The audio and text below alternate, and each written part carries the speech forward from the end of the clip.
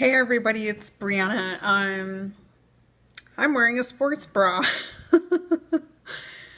Guys, I'm gonna do this video before I record my next video because I just finished taking the pictures for just having this honest conversation about your body post weight loss. So some people might want to call it a loose skin video. That is one of my most asked questions is if you lose over 100 pounds, where does all that skin go? So I will answer where I'm at right now in the next video.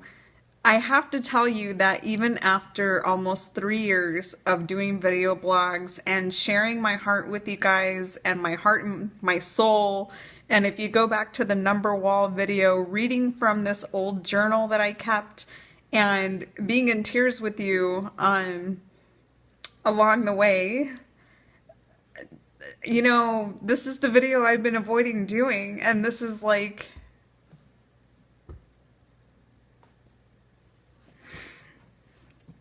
you know, usually the thing that you know that you need to do is the thing that you don't want to do because that's where the growth happens. You hit this wall and it's like, oh yeah, I want to put myself out there, but not that out there. And there's a lot of people that won't do that, and that's why we all think that like people are running around with perfect bodies after they lose a bunch of weight, and it's not true. You know, I just think that that's not even what this video is about. I'll talk about it in my next one. Oh my God, I'm already crying. Good Lord. Okay. The thing is that honestly, so my theme for this year, my word of the year is fearless. And that is why I'm even doing this, is because I challenge myself to be fearless. And so if I'm afraid of something, if I'm excited about something and afraid of it at the same time, then that means that I'm on the right track. That's like the perfect crossroads of where I need to be for personal growth, for spiritual growth, for physical growth, all that kind of stuff. So just imagine if you worked out and you never felt different. That would be a bummer. So okay, so I'm in my sports bra because I just took my kind of progress pictures, and I've never shared these publicly. They've only been in the Warriors group. And anyway, what I realized now being 10 pounds away from my goal, I've lost 100 pounds and lost my baby weight, and now I'm feeling stuck. And I know that what I get stuck with is this definition that I've created of myself.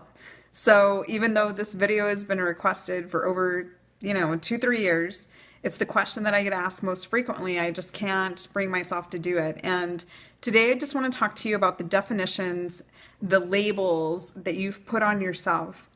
Now, if you're anything like me, if you had any kind of tough childhood or complicated relationships when you were growing up, I am the relative of addicts in my family. My mom and my sister both struggle with addiction off and on throughout my life. So I am that child that performed, that did well in school to kind of distract everybody from what was going on. Dude, there's like flies. There's a fly in my house and he's driving me crazy today. If you relate to that at all, or if you just had kind of this idea about yourself that you got at an early age and then you just couldn't shake it off, that's what I want to talk to you about. Because I've been talking to clients today, and where a lot of us are is that we are coming up against the definition that we have of ourselves versus what now we are realizing we are capable of. So I'll give you an example. A couple of examples is when I was younger, I was told that because I came from a poor family that I wouldn't amount to anything. And I grew up on welfare, and my mom worked several jobs to try to make ends meet. And, she hustled as much as she could and struggled and all that stuff. At a point in high school, we were able to transition off of public assistance, but at the same time, like I was told from a very early age that like if I did not get my education, I was going to be a loser and I was just going to be this sap. And I think part of my tie in education, I now believe in education for education's sake, for personal development, but my attachment at an early age for education came from that idea. But then here's the thing, guys, is like if you were made fun of because of whatever when you were a kid, like for me, it was my freckles, right? I was never bullied for my weight, even though I was a chunkier kid, third grade on. You, there comes a point where their dialogue stops and your dialogue starts. And what happens is that we keep telling the story to ourselves over and over and over and over, and that becomes the story. And if you are wanting to do something that breaks you out of that story, you can't because that's your story, right? So when we give our background, right, when we, how do I define myself? A child of an addict, a sister of somebody in recovery, former college dropout, former person who was overweight. These are the kind of the categories, the things, I'm also a writer and also a video blogger. And so we like, you know what I mean? We compartmentalize and we put ourselves into these categories and we work to define ourselves. And often what happens is when you are struggling with anything in your life, and I'm not even just talking about weight loss, I'm talking about personal development, I'm talking about spirituality, I'm talking about in relationships, all that kind of thing. I think it's because you're hitting against this definition that you created, how you wrote your story in your head, and this is not the way that it went down. I think when you start to break your own definition of you, you're probably thinking, wait a minute, I convinced myself I was never going to do this. I convinced myself that I was never going to be able to get past this. This is part of my baggage, right? We kind of pride ourselves. We're Americans, most of us.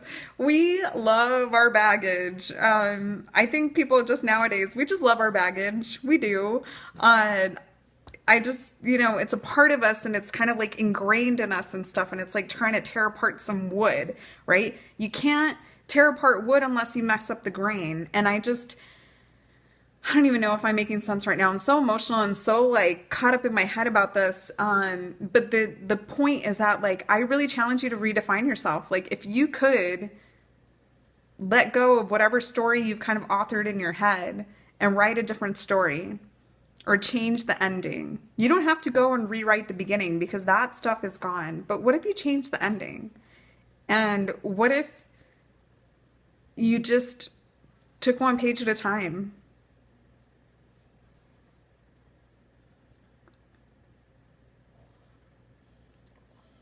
You could end up in a whole different place. And the things that weighed you down and stopped you from doing what you wanted and being who you felt you were meant to be and like connect with people and reach out to people. I mean, these are the things that like I've always wanted to write, and I knew that I was going to write, and I didn't know about what or when or who or any of that. And I'm starting to get an idea about all that stuff. So it didn't happen in the time that I thought it would, and it didn't happen in the way that I thought it would. But this story is way more interesting and way more fun than the one that I would have written myself. So I just encourage you to let go of some of the definitions, some of the parameters, some of the obstacles, some of the, you've boxed yourself into who you thought you needed to be, who maybe other people told you you were, how they defined you, and damn fly is gonna meet his end. Oh my goodness. I'm doing a video in my sports bra, okay? I'm just, talk about out of your comfort zone. Oh my God. Why am I doing this? Okay. All right, guys. That's my spiel. You just break out of your own box